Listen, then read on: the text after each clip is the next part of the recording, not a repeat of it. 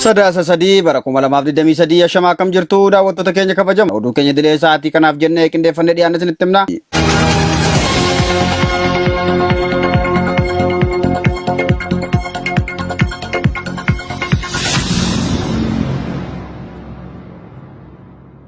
Kibba lixa Shaggar aanaa Qarsaa Maallimaa keessatti hidhaan dargaggoota irratti jabaachuu maddeen keenya himan. Jaaliraan gameessaa guutuu gabaasa kana akka taanutti isiniif dhiyeessiti. Erga Abiy Ahmed gara aangoo impaaratiitti dhufee kaasee dargaggoonni Oromoo akka bineensaatti adamfamuun lafa socho'an cufatti ajjeechaa dabalatee hidhaan daangaa hin qabne irratti raawwatamaa jira. Bifuma kanaanis dargaggoonni maqaan isaanii Haayiluu Lammaa, Milkeessaa Gaarradoo, Gizaa Sufaanaa, Dammaqaa Tafarraa fi Daanyee Nagaasaa jedhaman balleessaa tokko malee kibba lixa Shaggar aanaa Qarsaa Maallimaa magaalaa Leemman keessatti baatii darbe irraa eegaluun murtii tokko malee hidhamanii raarfamaa jiraachuu maddeen gabaasan. Dargaggoonni kunneen harki caalu barattoota yoo ta'an barumsa isaaniin cinatti hojii adda addaa irratti bobba'uun ofii fi maatii isaanii akka gargaaran himu. Hidhaan magaalicha keessatti guyyaa irraa gara guyyaatti raawwatamaa akka jiru maddeen himuun ilmi namaas maqaa waraana bilisummaa Oromoo yakkamee akka bineensaatti adamfamuun hidhamaa jiras jedhu maddeen. Waraanni faashistii PP godina Gujii Lixaa aanaa Galaanaa fi Bulee Horaa keessatti manneen namootaa gubuun beekame. Jaalbilisee sabaa waan qindeeffatte qabdi. Kibba Oromiyaa godina Gujii Lixaa aanaa Galaanaa ganda Carii Baddeessaa keessatti onkoloolessa 25/2023 waaree booda toora sa'a 11 fi walakkaatti waraanni bilxiginnaa manneen namoota nagaa hedduu ibiddaan gubuun barbadeessan. Namoota manneen isaanii waraana maafiyaa PP'n gubate keessaa kan maqaa arganne Danbalaatu Beetulluu, Goofaree Gammadee Shiraa, Nugusee Lollee Goobanaa, Uturaatu Beetulluu, Dekii Bariisoo, Geedoo Boonayyaa Safaayii, Nugusee Edeemaa Bariisoo, Elemaa Aduulaa Dubee, Moonaa Yaatanii, Baddachaa Yaatanii fi Mijjuu Baddachaa Yaatanii kanneen jedhamanidha. Kana malees godinichuma aanaa Bulee Horaa ganda Carii Sappiilsaa keessaa immoo manneen namoota lamaa kan obbo Roobee Turee fi Roobeer Biyyee gubuun barbadeessanii jiru. Waraanni faashistii Abiy Ahmed godina Gujii Lixaa aanaa Galaanaa dabalatee aanaalee akka Bulee Horaa, Dugda Daawaa fi Birbirsaa Kojawaa keessatti ajjeechaa dararaa fi saamicha hammeessee akka jiru odeessi achiinuu qaqqabanii addeessa. Yuunivarsiitii Dambidolloo keessatti koree namuusa barattootaa kan ta'e dargaggoon tokko waraana maafiyaa PP'n qabamee hidhamuun himame. Dabalata isaaf Jaalimoonaa Fayisaa. Biltsiginnaan namoota uummataaf qaroo ta'anii fi jaalatamummaa qaban sabboonummaa fi ilaalcha gaarii guddina biyyaaf akkasumas hojiilee boonsoo sabaaf hojjetanii fi uummanni sargaaf dhageettii isa godhachuun of duratti abdatu hunda hidhee manneenidhaa keessatti ibiddaan gubuun sammuu adoochuun qoor-qalbii miidhaa oola. Haaluma kanaanis baatii darbee barataa mooraa yuunivarsiitii Dambidolloo muummee barnoota siivil injiinarii kan ta'e dargaggoo Malkaamuu Kiisii jedhamu barataa waggoota 5f hojii koree naamusa barattoota mooraa yuunivarsiitii Dambidolloo ta'e hanga gaafa guyyaa hidhameetti tajaajilaa ture.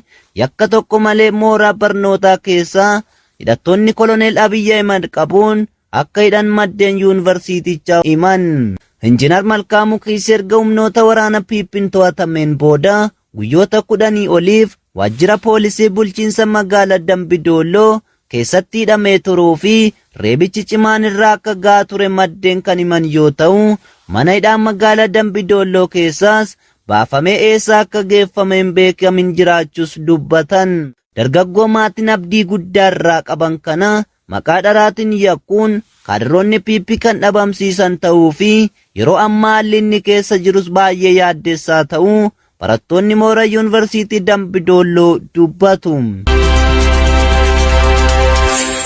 Kaaba Oromiyaa godina Walloo aanaa Arxummaa Fursee keessatti murni bilxiginnaa maatii qabsaa'otaa hidhuu ammeessee jira. Jaalbilisee sabaa waan qindeeffatte qabdi. Seenaa qabsoo riphee loltoota addunyaa kanaa warreen bilisummaa isaaniif qabsaa'aa turanii akkasumas duula abbootiin irree riphee loltoota dhabamsiisuuf taasisaa turan keessatti mul'atee kan hin beekne hidhaa ajjeechaa fi saamichi maatii qabsaa'otaa irratti raawwatamu impaayera Itoophiyaa keessatti murna bilxiginnaan gaggeeffamaa jira. Haaluma kanaanis kaaba Oromiyaa godina Walloo aanaa Arxummaa Fursee keessatti ilmaan keessantuu waboodha. Akkasumas isin deeggartoota isaaniitiin ni tumsitu jechuun kaadirootni PP namoota nagaa hidhaa kan jiran yoo ta'u, namoota ilmaan keessantuu bosona jira jechuun hidhaman keessaa Hussein Ahmadii fi Hussein Muhammad kanneen jedhaman warroota ammaaf maqaan nu ga'ee fi isaan maqaan nu ga'in hedduunis hidhamanii hiraarfamaa jiraachuu maddeen himan. Aanichuma magaalaa Giciicoo jedhamtu keessatti kaleessa Sadaasa 2023 hidhaa fi dararaa namoota nagaa irratti gaggeeffamaa jiru dura dhaabbachuuf barattoota hiriira ba'an loltootni PP itti bobba'uun reebicha eegaa irratti gaggeessaniin booda barattoota kutaa 10ffaa Abduu Maamudee fi Qaasim Muhammad jedhaman dabalatee barattoota hedduu hidhuu maddeen godina Walloo himan. Oduu biyya alaatti yeroo ceenu Niiw Yoork keessatti dho'insa sarara boba'aa fi gamoo cabeen yoo xiqqaatee namoonni 15 kan madaa'an yoo ta'u gariin isaanii haala yaaddessaa keessa jiraachuu CNN gabaase. Dabalata qabna. Kamisa kaleessaa Sadaasa 2 bara 2023 waaree booda US Ameerikaa magaalaa New York ganda Wappingers Falls keessatti dho'insa boba'aa fi ibiddaa mudateen yoo xiqqaatee namoonni 15 madaa'anii jiru.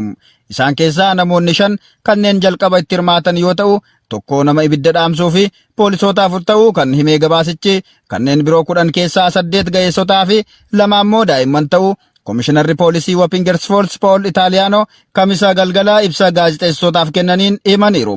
Namoonni miidhaman dho'insaa booda caccabaa gamoo jalatti kan argaman yoo ta'u hojjettoonni gargaarsaa achi jalaa isaan baasuun gara hospitaalaatti geessuuf hojjetaa turaniiru. Namoonni miidhaman hundi hanga kamisa galgalaatti hospitaala keessa akka jiran Itaaliyaanoon himaniiru. Namoota dhuunfaa tokko irras miidhaan cimaan kan irra ga'e yoo ta'u namoota kanneen irra caalaatti miidhaan gubaatii irra ga'uu poolisiin ibsee jira. Dho'insi kun kan mudate erga sararri boba'aa qaama suphinsa idilee turetti cicciteen booda ta'uu Eric Kiskel kan wiirtuu boba'aa Hadsanii fi elektirikii waliin hojjetaniiru. Caasaan gaazii kun waggoota 80 hanga 90 ta'a jedhamee amanamuuf naannoo sana ture jedhan Kiskeel dabaluun. Gamoon jige kun gamoo maatii hedduu qabuu fi mana jireenyaa 4 walitti aansuun kan qabu ta'uu itti gaafatamaan balaa ibiddaa Wappingers Falls Jason Insan himaniiru.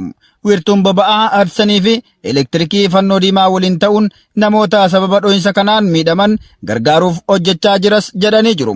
Kufaatii gamoo Dutch County keessatti ibsinaaf kennameera kan bulchaan Katii Hochol hojjettoota tajaajila hatattamaa mootummaa bobbaasuun gargaarsa barbaachisaa kennaa jiraachuu dubbachuu CNN gabaasee jira. Egaan daawwattoota keenya kabajamoo oduu keenya dilee sa'aatii kanaaf jennee qindeeffannee dhiyaanne asumarratti goolabna. Qophiilee keenyaafan waliin turtii gaarii isiniin jenna.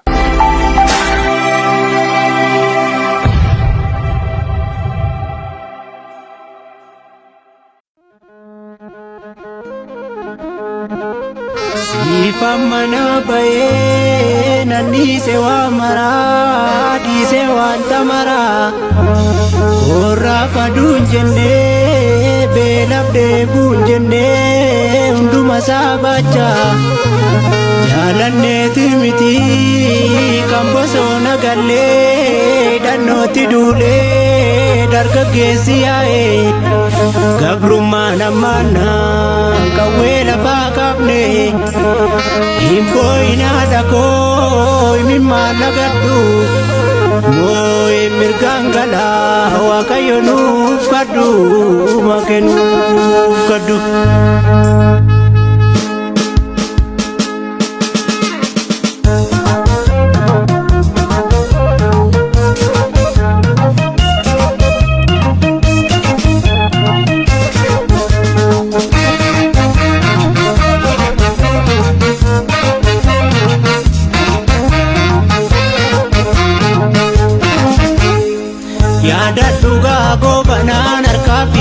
Armasi mursiise alaka kunis dabaree sitti labsee si nyaartu gaayartuu sitti galtee nutu mormasii kenna malee si nyaartu gaayartuu sitti galtee nutu mormasii kenna armee yaadadhu gaagoo banaan harkaa fi armasi mursiise alaka kunis dabaree sitti labsee si nyaartu gaayartuu sitti galtee nutu mormasii kenna malee si nyaartu gaayartuu sitti galtee nutu mormasii kenna armee.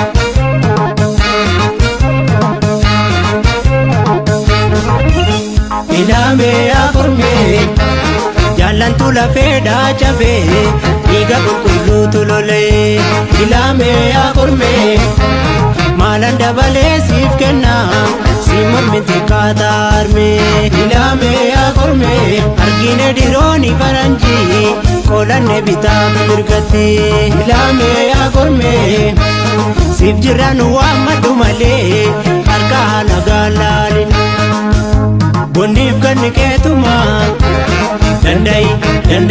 dandai hundaasitu baattatee kashaa kashi yaa wobo diina biyya keetira dhaabbate kashaa kashi yaa wobo diina biyya keetira dhaabbate beelaf dheebuu obse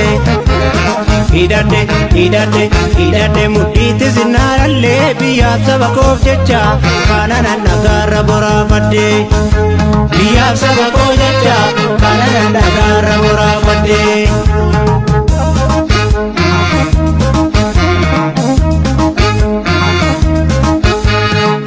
Yaada dhugaa magarsaa barii warra amantaa fi kutaadhaan addaan baanu jedhanii jaalawwan hedduun boolla tokko galanii hin badu galmee seenarraa jaalla shiningaatti dhumanii hin badu galmee seenarraa jaalla shiningaatti dhumanii.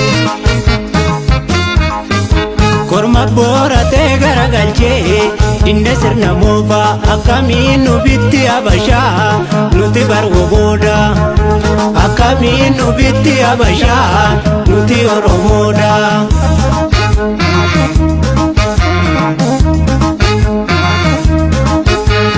Osamni gadaan buluqalee biyya bilisoomsaatanii gaachanni fannootti nafukaa qabanii abbaa koosuni kottu yaa wobooleen jakoo ganna bacaqii daaktanii gaaddisa mukaatti hirkatu kottu yaa wobooleen jakoo si waardiyaan inni dhugaa maallaqaaf jettee sabangattu kottu yaa wobooleen jakoo beenu gullallee walagarraa ora finfinneetti galmi kottu yaa wobooleen jakoo kottu yaa woboo situ bulchaa harka nagaa gadi qabi.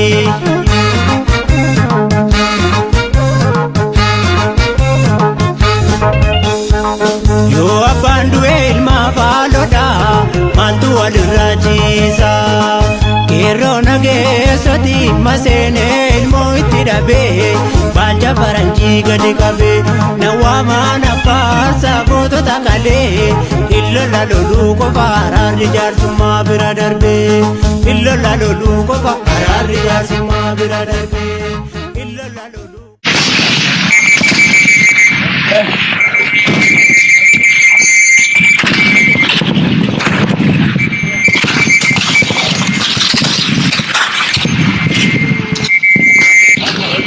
Gabaasa gumaacha gooticha waraana bilisummaa Oromoo dinagdeen tinnisuuf godhame kan sadaasa 3/2023 isiniif dhiyeessaa ani Booree Addunyaati. Sabboontotni ilmaan Oromoo irree fi gaachana saba Oromoo waraana bilisummaa Oromoof gumaacha taasisan cimsanii itti fufanii jiru. Haaluma kanaan qaqqaaliiwwan ilmaan Oromoo maadhee haadhoo xiiqii Wallaggaa jalatti sabboontotni ijaaramanii jiran marsaa 10ffaaf woboof tumsa dinagdee akka armaan gadiitti gumaachaniiru. Haayilee Fidaa qarshii 1,000, muka raaraa tokko qarshii 1,200, muka raaraa qarshii 1,400, odaa leeqaa qarshii 800, waboo wabii Oromoo qarshii 1,000, kaayoo jaalmarroo qarshii 600, doddota diimaa qarshii 400, qeerransa caattoo qarshii 600, daandii bilisummaa qarshii 1,700, marroo qarshii 800, falmataa qarshii 200, qeerransoo qarshii 600, koomtoo lama baawwaa qarshii 800, biiftuu barii qarshii 500, falmataa roorroo qarshii 2,500, booree qarshii 800, gaara beellam qarshii 2,000, muukula bilisummaa qarshii 1,000, tumsa sabboontotaa qarshii 3,400, waaree malkaa qarshii 1,000, wabii sabaa qarshii 1,000, milkii guddinaa qarshii 500, koobaa dooyyoo sadansibuu qarshii 2,100, ibsaa dhugaasaa yookaan ayyaanaa qarshii 500, guutuu caalii qarshii 1000, sabboonaa leeqaa qarshii 1000, idaama qarshii 28,400. Akkuma kanaan hanga walabummaa Oromiyaa fi bilisummaa mirga saba Oromoo kabajamuutti gumaacha dinagdee goonu cimsinee cichoominaan gara fuula duraattis itti fufna jechuu isaanii gabaasa ajajaa olaanaa Abbaa Waboo Arraata biyyoolessa Oromiyaa dhaqqabsiisaniin beekuun danda'ameera. Nutis galanni keessan bilisummaa haa ta'u ittiin jenna. Injifannoon uummata Oromoof.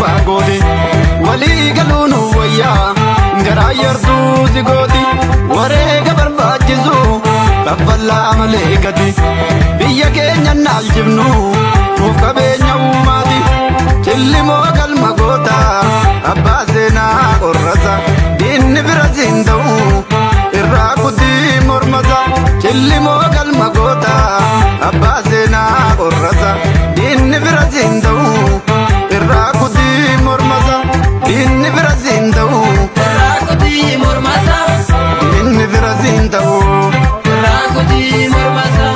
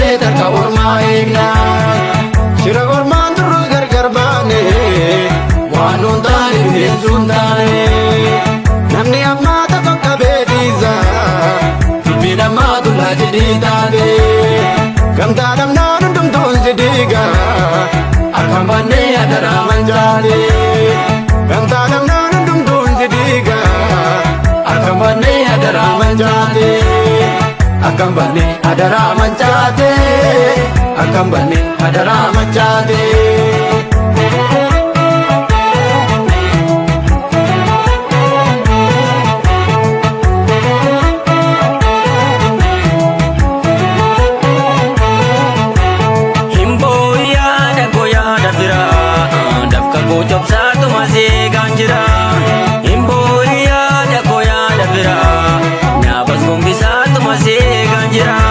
Arsas kafala, lupus kapara tu masih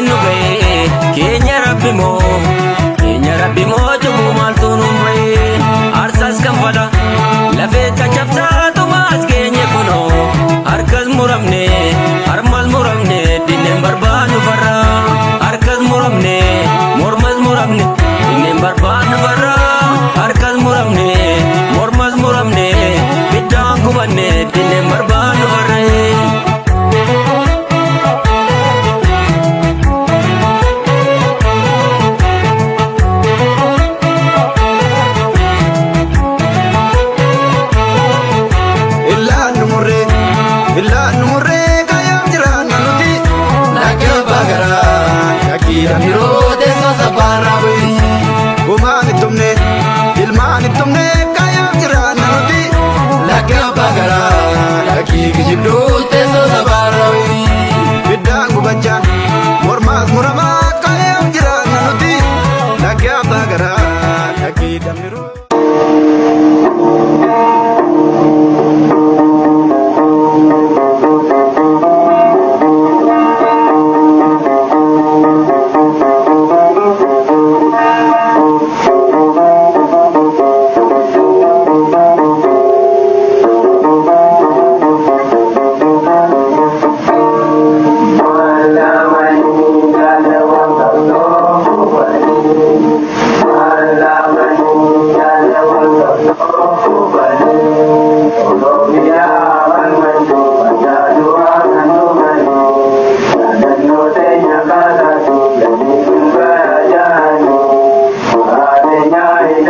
Thank you.